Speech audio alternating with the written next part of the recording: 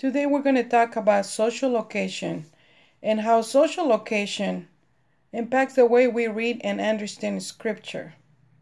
To define social location, let's start by taking a self-inventory of where we stand socially. To do this, we'll take in consideration our age, our gender, our family, our level of education, our beliefs, our values, our economic status, our demographics.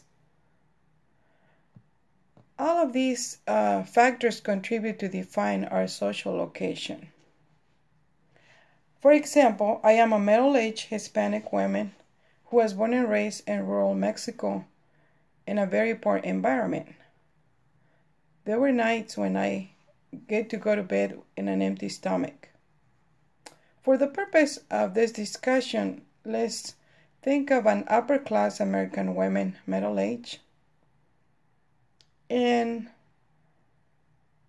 as part of being an upper class, then let's assume she has never experienced hunger. Now let's look at Psalms 146 verse 7. And it reads as follows: Who executes justice for the oppressed, who gives food to the hungry. If the upper class American woman has never experienced hunger, this passage probably not have too much meaning for her.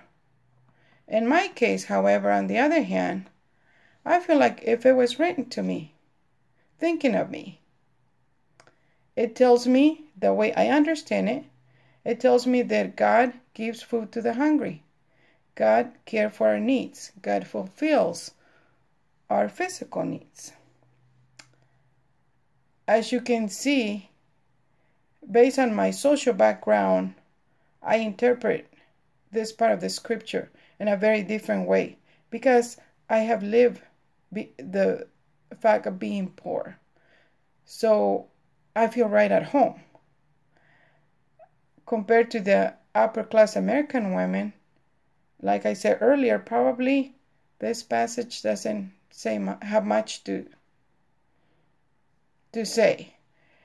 I'm sure she can appreciate it, but in a different way.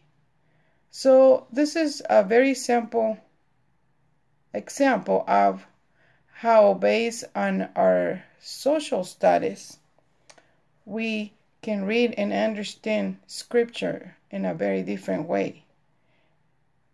So for our next meeting, I would like to have you please, when you go home, take the time and do a self-inventory, write it down, and bring it back in our next meeting.